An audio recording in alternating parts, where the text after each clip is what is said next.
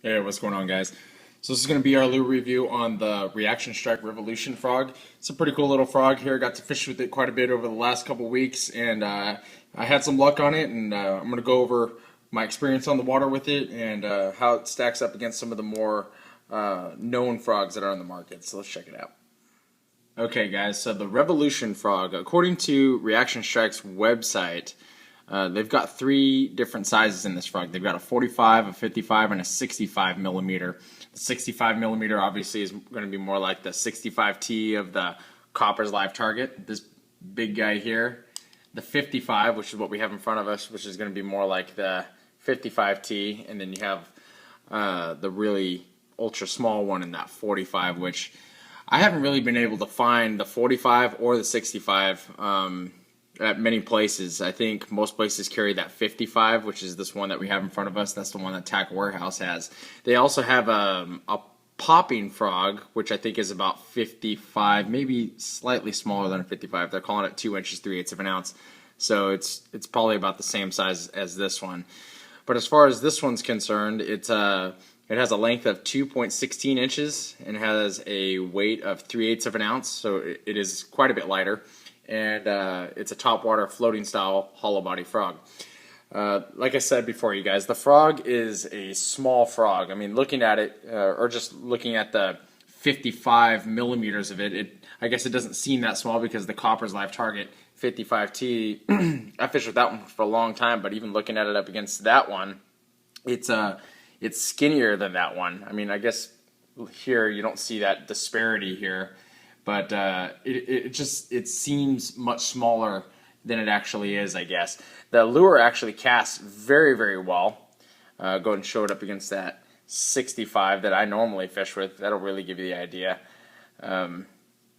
But this thing actually casts very, very well. It was something that I was concerned about when I bought the frog. I was thinking that it would be fun to fish with because it's smaller, but it would be a bear to cast it. But actually, go ahead and show a different weight here. This one will show pretty good. See, the weights are about the same size in all of these frogs, and so it actually does cast as well as the other one. It shoots right out there and it does just fine. As far as the hooks are concerned, the hooks are a little bit lighter in the wire, as you would expect. It's because it is a smaller frog. I can't tell really the style of the frog, or the hook, I should say, because the hooks almost look like they're a round bend, but when I look at them in other ways, they kind of look like they're an extra wide gap style too. So it looks like it's almost like a mixture of the two. I felt like the hook sets on this frog were really, really good though. My time on the water, I felt like I didn't miss any fish with it because probably because of the fact that it's a small frog, and every time they got this frog, they got the entire thing. So that's probably the biggest part of it. As far as how soft it is, it's about as soft as the Copper's live target. Maybe not quite as soft as that. It's definitely softer than the Spro bronze-eye frogs. Go and show you that bronze-eye frog just to give you guys an idea. Here's that bronze-eye 65. So, but it's a pretty cool little frog. The other thing that I found out about this frog though was because it is so small, it does seem to have, for me, which is something that I don't do anyway, but I test it for you guys so you guys can have an idea, is the walking nature of the frog. It does seem to not walk as well as some of the bigger frogs that are out there, which makes sense. I mean, you're using these stout rods, which take a really sensitive touch to get that frog to walk, especially on a very stiff rod. But nevertheless, it seems to do fine. The skirt strands here are made out of silicone. They're about the same size. Actually, I think they are the same size. Let's go ahead and do that measurement here. I think they are the same size as the body of the frog. The body of the frog is about 2 inches. And the strands here are just slightly over 2 inches. But they're already cut to that length that you'd like them to be at, which is about the same size or the same length as the body of the frog. And there's about 19 is what I counted there, so it's about that average of the 20 per side there. So it's just it's, as far as the skirt material, it's on the average side of where you would like these things to be. So the first thing that I noticed after I caught my first fish on this frog was the paint just immediately just almost exploded off this frog. In fact, we can get it to focus here. You can see that paint is just destroyed on here, and it's not so much that it's coming off, it was just the fact that it looks like it's just peeling away, and it's not going to take very many more fish on this frog to get this thing to just completely for that paint to disintegrate off of this frog. Is that big of a deal? No, it's not that big of a deal. Would you like it to stay on there because you're buying the frog and expect it to stay put on there for at least a little while? Yeah. Like I keep showing this frog, but you know, I've got dozens and dozens of fish on this frog, and it looks about to be in the same shape as this frog here, which only has a couple of fish on it. So I guess that's my point. I mean, some of you guys are not going to like that. I think on this black one, because the body of it is black, it's not going to make that big of a deal. Where this one, the body of this one's white, but that green peeling off of it just makes it really noticeable. So again, personally, I don't think it's that big of a deal, but some of you guys are going to think it's a bigger deal. So just want to make sure you guys are aware of that part of it. The eyes are definitely kind of, I guess, embossed or molded into it.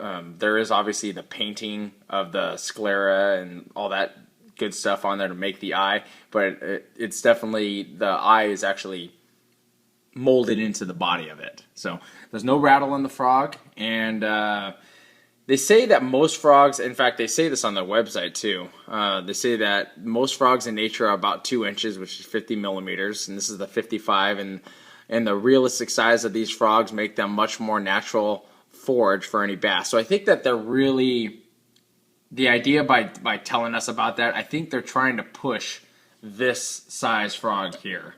I think that would be the only reason why they would actually say that. So let's go ahead and go over the colors here. I think that this one's moss yellow. Yeah, moss yellow just looks like any other leopard style or green tree frog that you would expect. This has the yellow and fluorescent green skirt material on there, but here's the business of it. It's got a yellow throat, which the paint seems to be coming off a little bit, and just an overall white belly. So there's moss yellow.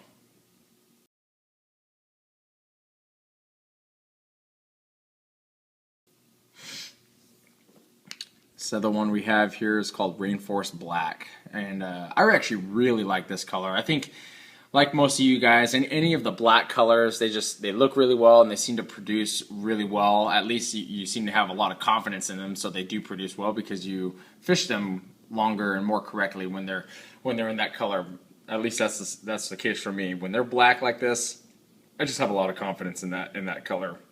But the bottom of it does have some yellow design pattern on it, but it is painted, and I would expect it to go away after a few fish. But outside of that, just some black and yellow skirt material and yellow accents all over a black body. There's Rainforest Black.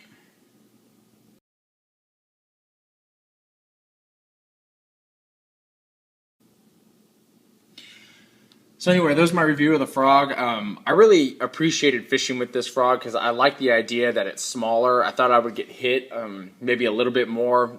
I thought the idea was if I fished with the smaller frog, I would get hit more, but I would probably catch smaller bass with some big bass mixed in there. But to be honest with you, I caught as many fish and as big a fish as I caught with all the other ones. But I thought that the hook sets were more positive with this frog because they got it completely in their mouth. Every time I caught a fish with it, they had the whole frog in their mouth. Kind of like fishing with the Copper's 55T. When they bite it, they get the whole thing. And I was concerned about using my 725 frog rod with these hooks, but they held up really, really well. There was actually a hook set in one of my videos where I was fishing this one in the lily pads. I think it was the first fish I caught on this frog.